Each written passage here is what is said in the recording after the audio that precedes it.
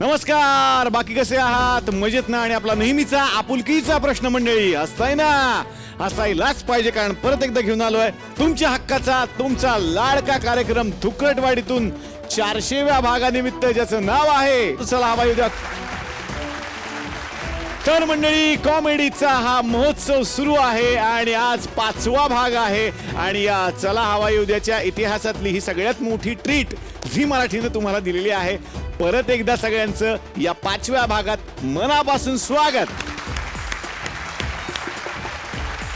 मंडळी, आमचं नेहमीच सगळ्यांनी कौतुक केलं आणि त्यामध्ये पत्रकार बांधव सुद्धा मागे नव्हते. आजचं हे 400व्या भागाचं निमित्त साधून आमच्या गावातले पत्रकार या सगळ्या पाहुण्यांची गप्पा मारायला येत आहेत. बघूयात ना आता कोणाच्या मनात काय प्रश्न असणार आहेत.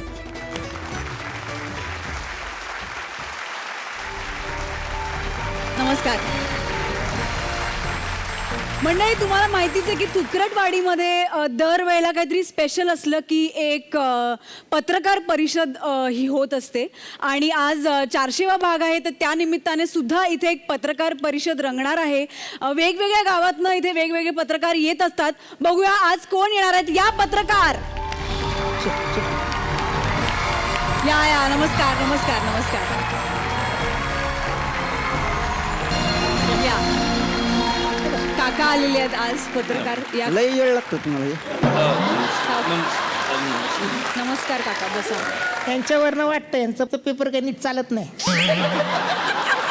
ते वयोवृद्ध आहेत, जरा मान ठेवा त्यांचा प्लीज. म्हणून मी आता पत्रकार परिषद टाळतो हल्ली. काय काका? पत्रकार परिषद टाळतो हल्ली. तुम्हाला बोलवत नाही का टाळता तुम्ही? आता आपण पसंत म्हणून चाललो. काका, बसा बसा प्लीज, असं नका करू. बसा बसा, जायला खूप वेळ लागेल तुम्हाला. बसा. तर आणखीन एक विशेष अतिथी आज या पत्रकार परिषदेमध्ये येणार आहेत. जोरदार टाळ्यांनी स्वागत करूया नागराज मंजुळगाणे यांचं.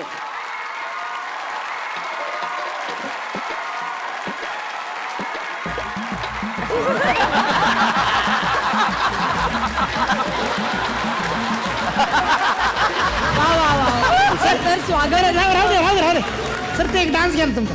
ते करा नाही एकदा. एक घ्या सर, एक घ्या सर, एक स्टेप घ्या सर. करा नाही, एक करा. एक घ्या सर, एक स्टेप सर. सर एक घ्या सर. येते.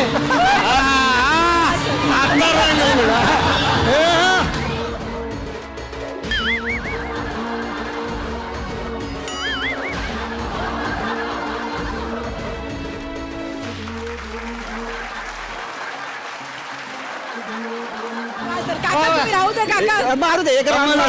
हा मारा एक राऊंड. चला काका दिसतात आपल्याला. बाळा दिसला सल्या कुठे? गपतो ना मी, हा, सर. चांगला गपतो. कशाला नाचवलं मला? सर आज तुम्हाला माहिती आहे, मग मी सुरू झालं की जाळून दूर सांगत असतो. मग हा हा, सर आज बसून घेऊया. मला तर बसून घेऊया आणि मग आपण पण चर्चा. मला फार चांगलं वाटतं की तुम्ही आज मला इथं आमंत्रित केलेलं आहे. सर माझा एक प्रश्न आहे. चला हवा येऊ द्याचे आज 400 भाग पूर्ण झालेले आहेत, त्यानिमित्ताने तुम्हाला काय वाटतं? नाही, अतिशय सुंदर.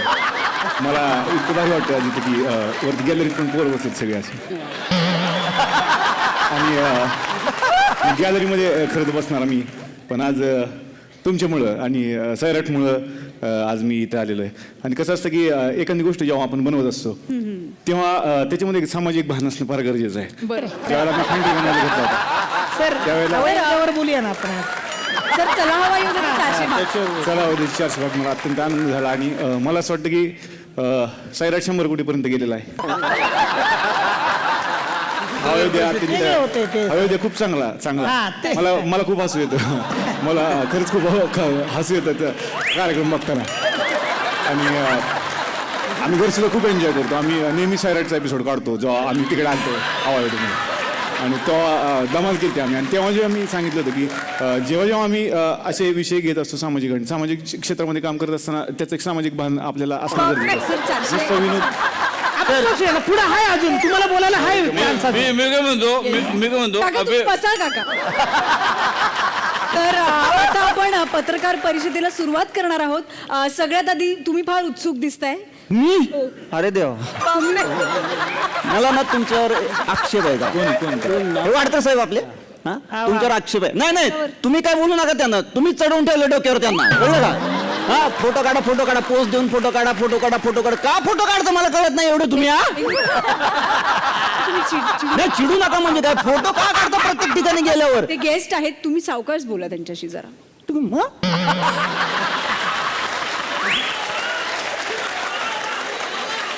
पण मी काय म्हणतो, त्यांनी फोटो काढले म्हणून तुम्हाला प्रॉब्लेम काय? पण त्यांनी फोटो काढले म्हणून प्रॉब्लेम काय होतो? ते सोशल मीडियावर टाकतात ना. मग सांगायचं की सगळीकडे तुम्ही व्हायरल होणार, सगळ्या घराघरात जाणार तुम्ही. माझ्या बायकोनं बघितला ना फोटो. मग काय झालं? बायकोनी बघितलं. दुसरी बाई होती ना बरोबर. पकडले गेले. आणि ना तुम्हाला एक सांगतो, जे व्हिडिओ करता ना तुम्ही हा ते फेसबुकवर टाकू नका. का? याचं टेलिकास्ट होणार आहे. बरोबर आहे. मला फोन पण आला आता, चांगला चाललाय एपिसोड म्हणून. म्हणलं कसं काय म्हणजे फेसबुक लाईव्ह करते. लाव गेलो. वा, छान. थांबा, झालं तुमचं? चल तुम्ही पाणी पिणार परत? नाही मला पण असं त्यांना तहान लागलेली दिसते फार. एकाने विषय काय छेडला हे सगळे एकदम ताणलेले झाले. खरंच. नाही माझ्यासाठी पण ठेवा थोडं. काका तुम्ही प्रश्न घ्या काका. माझा प्रश्न नवीन मुलासाठी आहे. हा सिद्धार्थ जाधव. कसा आहे बाळा? बरा असणार आहे. माझा प्रश्न म्हणजे मला खरं सांगायचं आहे सिद्धार्थ जाधव विषयी. फार अतिशय होतकरू हा मुलगा आहे आणि काय मेहनतीने हा माणूस पुढे आलेला आहे, ह्याच्याबद्दल जोरदार टाळ्या वाजवा आहे. फार म्हणजे कौतुक. पण मला नेहमी असं वाटते की तू उपेक्षित राहिलेला आहे. काय जे पदव्या मिळायला पाहिजे होत्या, मान सन्मान मिळायला पाहिजे होत्या, तेवढा मान सन्मान त्या मिळालेला नाही. म्हणजे बघा मला पर्सनली असं वाटतं की ह्याला म्हणजे प्रत्येकाने मराठीतला अक्षय कुमार म्हणून ओळखायला पाहिजे होतं. बरोबर. वा वा वा. म्हणजे मेहनत बघा काय, म्हणजे त्याची बॉडी बघा, तिने बॉडी बनवलेली आहे. माणूस डान्स चांगला करतो, म्हणजे स्वतः ऍक्शन सीन स्वतः करतो, डुप्लिकेट वापरत नाही. बरं काय मंजुळे, तुमच्या माहितीसाठी सांगतो, डुप्लिकेट वापरत नाही तो. आणि सगळ्यात महत्वाचं म्हणजे फार रिस्की माणूस. काय? जाधव रिस्की बोललो मी, लक्ष दिलं. म्हणजे रिस्क काय रिस्क घेतलाय आयुष्यात माणसाने. खरे हा अरे रजाकार पिक्चर केलाय काय का वाईट, म्हणजे किती रिस्क आहे. असं पुढे अरे तेवढं थोडा प्रियतमा पिक्चर केलाय तिने. एवढे रिस्क म्हणजे तुम्ही अक्षय कुमार त्यांना म्हटलंच पाहिजे. मी हा मुद्दा लावून धरणार आहे बरं का. मला वाटतं रिस्क फार महत्वाची आहे. हा रिस्क रिस्क म्हणजे मला आठवतं आम्ही जेव्हा सैराटचा सीन शूट करत होतो, मारामारीचा एक सीन आहे, तुम्ही बघितला असेल सिनेमामध्ये. तर सगळ्यांचंच झालं की बाबा इंडस्ट्रीमध्ये बाकी पण कामं थोडी थोडी का होईना चालतायत. एक मिनिट, मी इथं तुम्ही मला बोलावलं कसं? नाही